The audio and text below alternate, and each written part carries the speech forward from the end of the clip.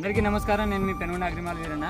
మన మూత మండలం అనేది మన ఫీల్డ్ అయితే చూడవచ్చు ఎంత మంచిగా ఉందో.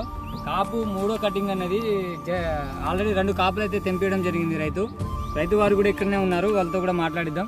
చూడవచ్చు మీరు కాపు ఏ విధంగా ఉందో, అసలు చెట్టు ఏ విధంగా గట్టిగా వచ్చిందో. 3 కాపులు లాస్ట్కి వచ్చే వరకు కాయ సైజు చూడొచ్చు మీరు ఎంత మంచిగా ఉంది. ఇప్పటికీ పూత బాగుంది.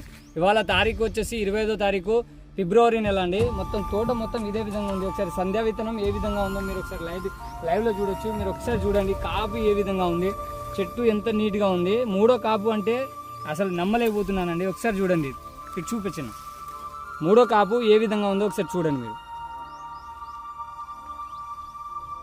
అసలు మామూలుగా కాయట్లేదండి. కాపు కూడా కర్ర మొత్తం వరిగిపోయినవి.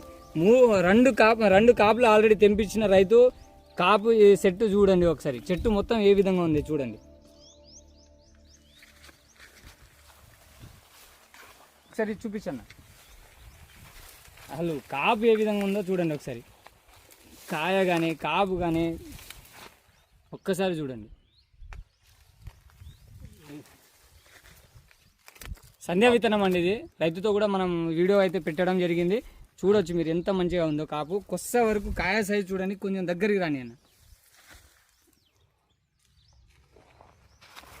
సూపర్ వెరైటీ అండి, అందరు రైతులు వేసుకోవచ్చు. నా అంత చెట్టు అయితే ఎదుగుదల బాగా వచ్చింది.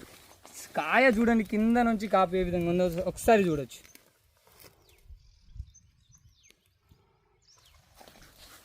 కాయలు చూడండి, కాయ సైజు కానీ కలర్ కానీ బార్ కానీ